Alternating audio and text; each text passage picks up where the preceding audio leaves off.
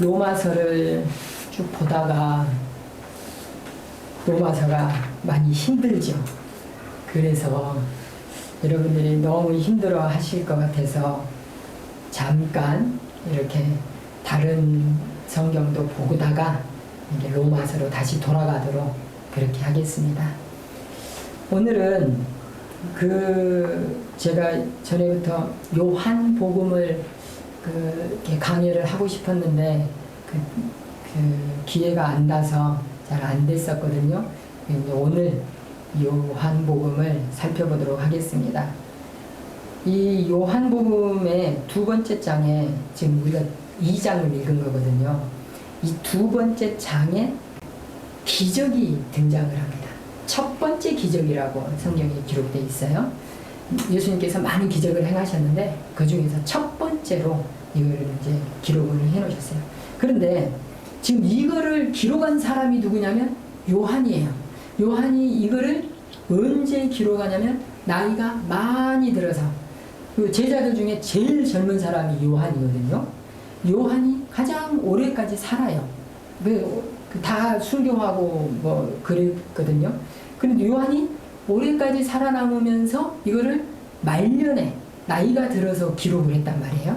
그러니까 그 위기의식이 좀 있었던 거죠. 많은 사람들이, 제자들이 이제 다 죽어버렸잖아요. 그러니까 아무도 살아남은 사람이 없으니까, 야, 그러면 이 복음을 어떻게 해야지? 예수님의 이 복음을 누군가는 기록을 해야 될 텐데, 물론 이제 다른 복음서들을 기록을 했다는 소문은 들었겠죠. 그런데도 이제 요한이 사명감이 있었겠죠. 내가 마지막 남은 사도인데, 내가 그래도 이 기억이 좀 멀쩡할 때 이걸 좀 기록을 해놔야 되겠다라는 생각이 있었을 거예요. 그러면서 이 말씀을 기록하면서 이 요한이 첫 번째 기적이다 라고 이렇게 딱 그 못을 박아서 기록을 해놔요. 그리고 나서 첫 번째 기적을 행하고 나서 바로 그 뒤 이어서 뭐를 써놨냐면 성전을 깨끗하게 하는 일을 기록을 해놨어요. 이 두 가지가 한 장에 묶어져 있단 말이에요. 요한이 왜 이랬을까? 이거를 좀 우리가 생각을 해볼 필요가 있어요. 이 앞부분에는, 이 1장에는 예수님이 누구신가 이런 부분이 이렇게 쫙 나와요. 그리고 세례 요한이 또 나와요. 이 성경을 기록한 제자 요한 말고 세례를 준 요한이 있어요. 목 잘라서 죽인 요한. 그 요한이 등장해요. 1장에. 그러면서 예수님은 이런 분이시고 또 세례는 이렇게 받으셨고 뭐 이런 일들이 쫙 기록되어 있어요. 그러다가 2장이 나오거든요. 2장에 이제 대해서 한번 들어가 보도록 하겠습니다. 예수님께서 이제 이 가나에 가셔서 그 결혼식에 가가지고 기적을 일으키셨는데, 그 결혼식이 이 동네 잔치예요. 그리고 이제 많은 사람들이 초청되는 자리예요. 그리고 하루만 하는 것도 아니고 며칠을 하는 거예요. 그런데 포도주가 많이 필요해요. 근데 이 집이 얼마나 많은 사람을 초청을 했냐면 1절에 봐봐요. 뭐라고 되어 있냐면은 3일째 되던 날에 갈릴리에 있는 가나라는 마을에서 결혼식이 열렸습니다. 근데 결혼식이 열렸는데 무슨 일이 있냐면 예수님의 어머니도 초청을 받았어요. 그런데 거기서 끝난 게 아니에요. 예수님과 그의 제자들도 결혼식에 초대를 받았어요. 예수님이 지금 이 당시에 제자들을 12명을 다 모았는지 뭐 몇 명만 모았는지까지는 몰라요. 아직은. 그런데 어쨌든지 간에 작은 숫자가 아니에요. 꽤 많은 숫자가 모였을 거라고 우리는 추측할 수 있어요. 그런데 우리가 또 어디서 그런 추측을 할 수 있냐면 6절에 보면은 물 항아리가 6개가 있어요. 그것도 돌로 만든 게. 이게요, 물 두세 동이를 담을 수량의 물이에요. 그런데 이걸 어디서 쓰는 거냐면 정결례식에 쓰는 거예요. 우리가 마시고 샤워하고 이렇게 조리를 하고 설거지하고 하는 물이 아니에요. 정결례식에 쓰는데 돌 항아리가 6개가 있어요. 물을 조금만 쓴다는 거예요. 쉽게 말하면 물을 조금만 쓰는 용도인데도 불구하고 6개가 있어요. 이걸 리터로 환산하면은 75리터에서 115리터 정도로 지금 우리나라 도량형으로 바꾸면, 그러면은 75리터면요 얼마나 많잖아요. 그래서 이제 뭐 한 말 다 기준이 있잖아요. 그렇게 생각해 보세요. 정결례식은 손 발을 씻는 건데, 손 발을 씻을 때 물이 많이 필요하잖아요. 이 동네 사람들은 거의 좀 묻히고 좀 이렇게 흘려보내는 수준에. 그러니까 사람들이, 이 집이 얼마나 많은 사람들을 한꺼번에 수용할 수 있는 집인지 이게 알 수 있어요. 그런데 결혼식이 이미 시작됐잖아요. 결혼식이 이미 시작됐으니까 정결 예식을 다 마쳐야 그 안에 예식에 참여할 수 있거든요. 이미 손발을 씻은 사람들이에요. 그러니까 그 물을 다 썼어요. 이제 물을, 정결 예식에 쓰는 물을 이제 다시 채우지 않으면 물이 없어요. 그런데 이런 대규모 사람들이 모인 자리에, 그러니까 대규모로 모이려면은 집이 커야지요. 집이 크고 많은 사람을 초청하려면 부잣집이었죠. 동네 유지죠. 굉장한 유지예요. 그때 유지인데 이 사람이 결혼식을 베푼 거란 말이죠. 결혼식을 베풀어서 이제 사람들을 이제 이렇게 하는데, 문제는 예수님께서 첫 번째 기적을 왜 결혼식에서 했냐라는 거죠. 결혼은 이 가정이라는 것을 한번 생각을 해보세요. 이 맨 창세기에서부터 보시면, 창세기 뭐 다 아시니까, 사람을 만드시고 첫 번째 만든 사회적 조직이 있어요. 그게 가정이에요. 하나님께서 그 가정을 처음으로 만드신 거예요. 그래서 그것이 무엇의 출발이냐면 생명의 출발이에요. 결혼을 해서 가정을 이루면 생명이 태어나요. 거기서 생명이 태어나야 이 땅에 사람들이 있는 거예요. 사람들이 이렇게 번성하고 이렇게 하는 게 첫 번째가 가정이에요. 결혼식이에요. 이 생명의 시작인 이 아름다운 일에 예수님께서 그 가정을 복주신 거예요. 그 가정이 포도주가 없다고 생각해봐요. 우리로 치면은 잔치집인데 음식이 싹 떨어졌어요. 음식이 다 떨어져 버려서 대접할 게 없는 거예요. 그러면은 주방에서 일하는 인부들이 있잖아요. 우리 시골에서 인부들을 주방팀을 따로 꾸리잖아요. 또 이렇게 하면 되지, 이렇게 생각할 수 있는데 재료가 없는 거예요. 재료가. 인물은 있어요.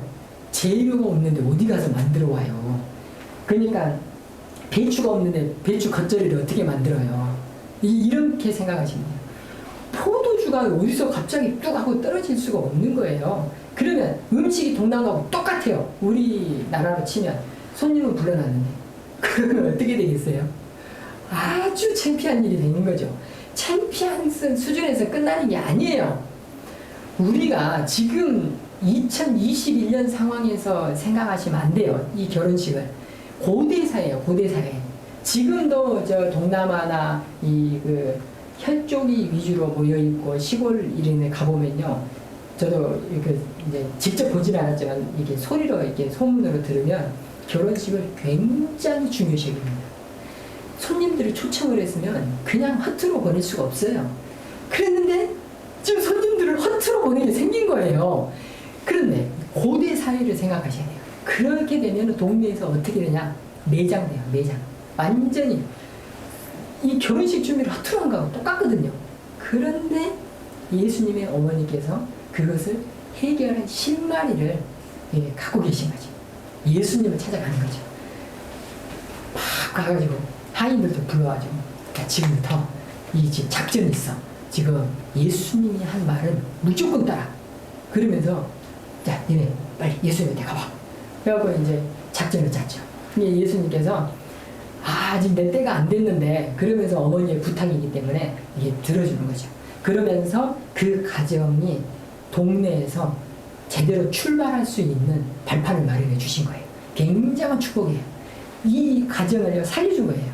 그러면서 예수님께서 그냥 단순히 그 가정을 이뻐서 살려준 그런 개념이라기보다는 요한이 이 기적이 첫 번째 표적이다라고 11절에 이렇게 딱 못 박아서 써놨다는 의도는 뭐냐면 가정을 중요시 여긴다는 그 표현이에요. 지금 요한이 쓸데없이 여기다가 그런 구절을 11절에 그걸 굳이 쓸 필요가 없어요. 예수님께서 한 표적이 한두 개예요.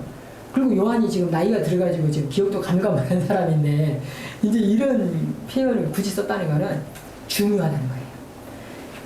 예수님께서는 그 가정이 왜 중요했냐? 생명의 출발이기 때문에. 그래서 이 가정을 복 주신 거라는 거를 지금 이렇게 기록을 한 거예요. 그러면서 12절을 보면은 뭐라고 되냐면은 이 일 있은 후 예수님께서 그의 어머니와 형제들과 제자들과 함께 가버나움이라는 마을에 가서 며칠 동안 머무셨습니다. 여기서 굳이 12절이 필요가 없어요. 13절로 하면 13절 보여주세요. 유대의 명절인 유월절이 가까워오자 예수님께서 예루살렘에 가셨습니다. 그냥 그 기적이 있은 후에 예루살렘에 가셨습니다 하면 돼요. 12절을 다시 봐봐요. 필요가 없는 구절을 지금 이렇게 써놨단 말이에요. 그런데 요한이 지금 나이도 많아가지고 힘도 없는 사람이 굳이 12절을 굳이 왜 넣어놨을까요?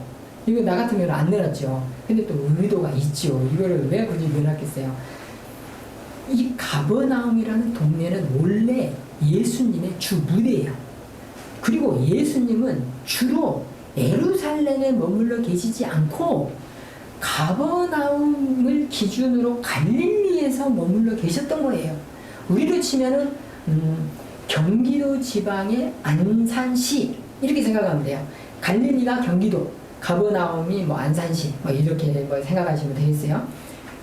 경기 지방의 안산시에서 머물러 계시는데 며칠 안 계시다는 거예요.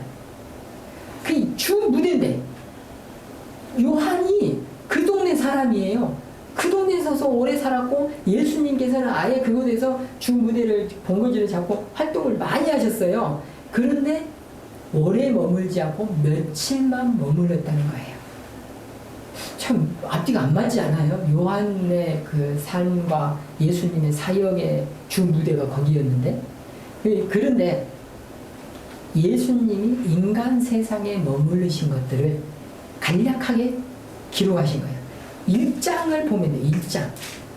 1장에 여기 1장에 장이 바뀐 거예요. 장이 1장에 보면은 뭐가 있냐면은 태초에 말씀이 계시니라 이 말씀이 하나님과 계셨으니 그 말씀은 곧 하나님이시라. 예수님은 이 땅에 잠시 머물렀어요. 잠시. 오래 머물러 계신 게 아니에요. 잠시 머물렀던 거예요. 그래서 가버나움도 그런 개념이에요. 그것이 예수님의 생활의 터전이었고 사역의 터전이었고 예루살렘에서는 명절 때만 잠깐 올라갔었고 내려오신 곳인데도 불구하고 우리는 기억 속에 예루살렘이 오래 기억에 남아요. 주로 굉장히 중요했던 일들은 다 예루살렘에서 일어난 것처럼 우리가 이제 이 성경 기자들이 그렇게 기록을 해놨기 때문에 가버나움이나 갈릴리 사역에 대해서 많이 기록을 안 해놨기 때문에 우리 머릿속에는 예수님은 예루살렘에 오래 머물러셨나 보구나. 안 그래요. 갈릴리에서 훨씬 많은 시간을 보내셨고요. 예수님의 평생은 갈릴리 지방에서 보내셨어요. 그럼에도 불구하고 오래 머물리지 않았다고 하셔요. 자, 넘어가겠습니다. 그리고 이제 13절부터는 뭐가 있냐면은 예루살렘에 올라가셔서 성전들 안에 있는 여러 가지 것들을 소 파는 사람들, 양 비둘기 파는 사람들, 이런 사람들을 또 하나 내려봐요. 끈을 만들어갖고 채찍을 만들어갖고 막 다 쫓아버리고 뭐 이렇게 된 거죠. 근데 이거 생각해보세요. 여러분이 장사하는 사람이라고 쳐봐요. 그러면 짐승이 있는데 세 장에다 비둘기를 다 가다놨는데 비둘기 다 열어가지고 날려봐요. 재산이에요, 재산. 그 재산들을 지금 다 이렇게 해버리신 거예요. 돈도 다 엎어버리고. 그 환전을 하는 사람들인데, 그 다 장사꾼들인데, 그게 다 돈이거든요. 먹고 사는 생계수단인데, 그걸 다 이렇게 흐트러버리고. 난리가 난 거죠. 근데 이럴 수 있었던 거는 예수님께서 이 당시에 랍비로 칭송을 받던 분이셨거든요. 그냥 어느 날 갑자기 뿅 하고 나타나신 분이 아니라 랍비요. 이게 3장에 가면은 나와 있는데 3장에 바리새인 중에 니고디모라는 사람이 등장해요. 이 다음 장에. 그 사람은 유대의 지도자예요. 지도자인데 사내들인 공회원인데 우리로 치면 뭐 국회의원보다 더 높다고 해야 될까? 이런 사람이에요. 그런 사람이 예수님한테 와서 뭐라고 하는지 아세요? 랍비요. 랍비는 선생님이라는 뜻이거든요. 그냥 선생님 수준이 아니에요. 이 랍비라는 말은요, 율법을 해석해주는 굉장히 중요한 사람이거든요. 아무튼 우리로 생각하면 그냥 단순히 학교 선생님, 교수님 이런 급이 아니에요. 굉장한 그 높은 사람이라는 거죠. 근데 유대 지도자가 랍비라고 할 정도예요. 그러니 예수님이 어떤 행동을 성전에서 막 이렇게 막 난리 깽판을 치고 막 이렇게 해도 뭐 사람들이 그렇게 저분은 랍비니까 그래. 그리고 또 시민들도 공감대가 형성돼 있었고요. 저 나쁜 놈들 저거 돈 다 벌어먹고 저거 제사를 막 엉망으로 만들고 이런 공감대가 또 형성돼 있었고요. 그러니까 예수님이 이런 일을 행동을 할 수 있었던 거죠. 근데 딴 사람이 했어봐요. 죽는 거죠. 그냥 지도자도 모르게 사라지는 거예요. 그런데 예수님께서 이 일을 왜 하셨냐면은 제사 제도를 없애려고 이 일을 했을까요? 아니에요.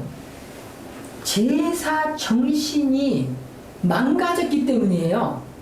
예수님은 율법을 없애버리려고 오신 분이 아니고, 우리가 계속 로마서를 봤는데 율법은 하나님이 주신 말씀이에요. 그러니까 예수님은 그 말씀을 지키시려고 노력을 하셨지 그것을 뭐 없애려고 하신 적은 한 번도 없어요. 그래서 이 제사가 하나님의 율법대로 멋지게 드려졌으면은 뭐라고 안 했을 거예요. 그런데 세상에는 난장판이 돼 있거든요. 하나님의 제사가. 그러니까 예수님께서 막 여기 그 말씀드려 보면은 17절에 보면은 주님의 집에 대한 나의 열심이 불처럼 나를 삼켜버렸다. 너무 의로운 분노가 막 일어나가지고 막 이렇게 된 거죠. 그런 의로운 분노를 예수님께서 이렇게 터뜨리신 거예요. 그거는 제사를 똑바로 지내라. 이 나쁜 이 사두개인들아. 이 사두개인들은 그 사독 계열의 제사장들인데 이제 그 솔로몬 시절에 이 두 제사장 지파가 이렇게 충돌을 일으켰어요. 솔로몬을 지지하는 세력하고 아도니 누군가를 이렇게 이제 지지하는 세력이 왕자들이 있었어요. 그 두 왕자를 하는데 사독이 솔로몬을 지지하는 사람이었던 거예요. 그 제사장이. 그래가지고 그 사람이 이쪽을 다 먹어버렸죠. 다 죽였어요. 그래가지고 사독 계열의 후손들이 사두개인이 된 거예요. 이게 쉽게 말하면 제사장 계열이에요. 제사장 집단. 바리새인들은 랍비, 이쪽 율법을 해석하는 집단. 근데 이 제사장 이 집단들이 자기들 이득만 챙기면서 제사들을 똑바로 안 지는 거예요. 다 알고 있었어요. 다. 예수님만 알고 있는 게 아니라 동네 사람 다 알고 거기 있는 사람 다 아는 거예요. 그럼 거기서 물건 파는 상인들은 이게 뭐 서로 거래하는 뭐 이게 왔다 갔다 하는 관계죠. 커미션 먹고 뭐 이렇게 뒷돈 먹고 그런 관계죠. 예수님께서 그 제사장 사독에 가졌던 그 제사의 정신을 이들이 망가뜨렸기 때문에 그거는 거룩하게 하려는 그런 작업이었던 거죠. 그러면은 이제 첫 번째 등장한 기적, 그거는 예수님이 그 결혼식을 복주신 것, 생명의 시작인 그 집을 복주신 것. 두 번째는 제사를 똑바로 세우시려는 그 일. 이게 굉장히 중요해요. 개인적으로는 가정을 중요시 여겨야 되고 또 우리 전체적으로는 예배를 중요시 여겨야 되고 우리로 이제 돌아와서 이제 보면은 우리가 이렇게 쉽지가 않아요. 우리도 코로나 시절을 살아가고 있는 사람들로서 예배당에 가면은 가던 시절에는 그래도 예배가 더 잘 드려졌어요. 근데 돌이켜보면 우리가 지난 1년 반, 2년을 돌이켜보면 한번 생각해 보세요. 예배당 갈 때보다 오히려 집에 있을 때 더 예배가 안 드려져요.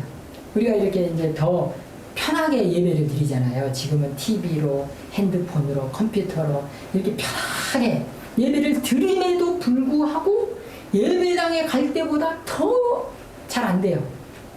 뭐 저야 뭐 똑같죠. 뭐 저는 똑같지만은 성도님들 입장에서 보면은 더 안 돼요. 실은 이게 참 안 되는 게 참 희한하죠. 그런데 이게 예수님께서 이 두 가지 가정과 예배의 이 두 가지를 굉장히 중요시 여겼고 그것을 사도 요한을 통해서 기록하게 하셨고 성령의 감동으로 그 기록된 것들을 우리 후대의 그리스도인들은 이것을 읽고 깨우쳐야 되겠고 이런 것들이 있는 거죠. 그러면 우리는 이것을 어떻게 해야 될 것인가? 코로나 시절에 어렵더라도 예배가 회복돼야 되고 예배의 그 정신이 하나님 앞에 이렇게 잘 드려져야 되고 근데 이게 쉽지 않죠. 지금 우리 상황이 지금도 뭐 어떤 분들은 그냥 겨우겨우 일어나갖고 눈곱 떼고 겨우 그냥 저녁에 자던 옷 갈아입지도 않고 예배당에 가면 그래도 옷이라도 갈아입어요. 근데 집에서 해봐요. 옷도 안 갈아입어요. 저녁에 입던 옷 그대로 와가지고 막 눈곱이나 겨우 떼가지고 이렇게 하고 그게 우리의 삶이에요. 이게 잘 안 돼요. 이 당시의 사람들 사두개인들 뭐 욕하고 장사하는 사람들 욕하고 하는데 실은 돌이켜보면 우리가 그래요. 우리가 잘 안 돼요. 남 뭐 멀리 갈 것도 없어요. 내 자신을 보면 그래요. 또 가정도 하나님께서 제일 소중히 여기시고 인간의 첫 번째 조직이시고 그걸 처음 만드시고 또 사회의 출발이 가정이니까 가정을 굉장히 중요시 여기는 게 하나님께서 여기시는 게 가정인데 또 우리가 또 가정이 잘 안 돼요. 가정에 우리가 이제 예를 들면은 우리가 에너지가 100이 있으면 가정에다가 최소 50 이상을 가정에다가 쏟아야 돼요. 가정이 기본이에요. 가정은 와가지고 별로 이제 가정은 원래 있는 자리니까 다 잘 돌아가니까 그리고는 이제 온통 힘은 다 이제 밖에서 쓰고 가정이 들어가고는 뭐 알아서들 다 잘하니까 그러고는 그냥 이 등한시 한다거나 또 어떤 사람은 또 거꾸로 가정이 와갖고 폭군이에요. 그냥 와가지고 막 가정 밖에 나가서는 큰 소리 하나도 못 쳐요. 그러고는 집에 와가지고는 밖에 나가서 다 깍듯하고 집에 와갖고 이제 야 이것도 안 되고 옛날에는 뭘 옛날에는 뭐 제딸이 뭐 이런 시절이 있었어요. 우리 참 진짜 그런 세월을 살았었어요. 옛날에 그렇게 이 가정을 이렇게 좀 등한시한다거나 혹은 뭐 딱 믿어버리고 이제 뭐 우리 가족들은 다 잘하니까 맡겨버리고 뭐 이렇게 한다거나 그런 게 아니죠. 가정을 굉장히 소중히 여겨야 됩니다. 우리가. 그리고 예배를 소중히 여겨야 돼요. 그러면은 이 두 개를 합해봐요. 우리가 이 말씀을 단순히 읽고 우리는 성전이 없으니까 제사를 안 지내도 되는구나 이렇게 해버리면 안 돼요. 이걸 우리 삶에 적용을 해야죠. 이 첫 번째 가정과 제사 이게 이제 우리로 지금 예배잖아요. 이 두 가지를 합해야죠. 그러면 어떻게 해야 돼요? 가정 예배죠. 결국은 가정 예배. 가정에서 예배가 회복돼야 되거든요. 그런데 가정에서 예배 드리는 사람들이 그렇게 많지가 않아요. 잘 안 되죠. 그러면 최소한 가족들이 예배 자리에라도 나와야죠. 이렇게라도 돼야 되는데 그것까지도 안 해버리면 이제 망가지기 시작하는 거죠. 큰일 나는 거죠. 이게 진짜 철칙입니다. 가정이 망하려면은 첫 번째 뭔지 아세요? 예배를 소홀히 여겨요. 예배를 한 번 빠지고, 두 번 빠지고, 세 번 빠지고, 안 드려버려요. 그렇게 됩니다. 자연스럽게. 그러면 예배가 망가지고 예배가 안 드려진 집은 망가지는 거죠. 우리 가정이 망가지는 순서가 딱 정해져 있어요. 예배가 망가지기 시작해요. 예배가. 차츰차츰 예배가 없어집니다. 가정에서. 그러면 이제 가정이 망가지는 거예요. 이게 수순이에요, 수순. 그런데 어떤 분들이 그럴 거예요.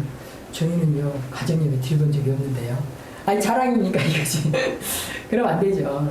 가정 예배를 드리시고, 회복해야 되고, 정말로 이제, 저는요, 초신자라 가정 예배를 잘 드릴지를 몰라요. 그러면 정말 그런 분들이 있을 수 있어요. 초신자하고 또 가정에 이제 불신자들이 있고 협조가 안 될 수 있잖아요. 그러면 뭐 나 혼자 뭐 찬송 부르면 또 핍박이 올 수 있고. 뭐 그런 분들이야, 뭐 분위기 조성이 안 된 분들이야 어쩔 수 없는데, 그러면 최소한 그런 분들은 정말로 간곡히 가족들한테 부탁해서 예배 자리, 같이 드리는 예배 있잖아요. 공적 예배의 자리라도 이렇게 초청하는 방식으로라도 꼭 가정이 한 자리에서 예배 드릴 수 있고, 한 자리에서 말씀 듣고, 한 자리에서 찬송하고, 이런 것들이 반드시 필요합니다. 그래서요, 말씀의 결론은 뭐냐면, 하나님께서 이 두 가지를 너무너무 중요시 여기셔서 예수님을 통해서 이 사역을 하게 하신 것, 가정을 복주시고 예배를 회복하게 하시고, 이것이 2000년이 지난 2021년을 사는 우리한테 고스란히 적용이 되기를 바랍니다. 가정의 예배가 회복되고 공동체의 예배가 회복되는 그런 일들이 여러분을 통해서 일어났으면 좋겠습니다. 기도하겠습니다. 하나님,